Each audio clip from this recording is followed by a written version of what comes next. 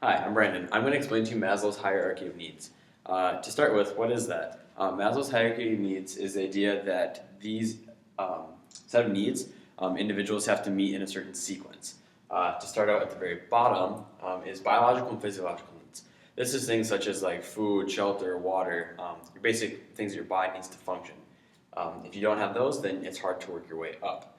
Maslow would argue almost impossible. The next set after biological and physiological is safety needs. This is the idea that you need to feel safe in an environment in order to meet the next ones. So for example, belonging and love. You're going to have a tough time feeling that you belong anywhere if you are not feeling safe, and you can't feel safe if you don't have food, for example. After safety, like I said, is belonging and love. That's the idea that you get a sense of feeling like you're a part of something. So for example, I'm wearing a Bethel shirt. I can have a sense of belonging at Bethel as Bethel's student. The next set after that is esteem needs. The esteem needs can vary. This could be something of just being acknowledged or just being like recognized. It gives you a sense of after feeling feel like you belong somewhere. It increases your esteem, but that will also lead to cognitive. Cognitive needs are like the idea of knowledge and just having like memory. Those things get affected by your esteem and your belonging, safety, biological and physiological needs. After cognitive, you have aesthetic.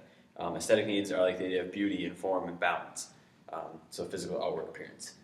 After aesthetic, you can reach self-actualization. Self-actualization is the idea that you've kind of made it. Like it's your personal growth. You're like self-fulfillment. It's the idea that you kind of know you're doing everything right. Like the idea of having a midlife crisis means you're not self-actualized. And then after that, they have the idea of transcendence. Transcendence is what you do once you are self-actualized and you're in the position to be helping others find their self-actualization. This is Maslow's newer hierarchy. He has an older one which is a little more simplistic, doesn't have quite all of these. And then this was updated in the 1970s.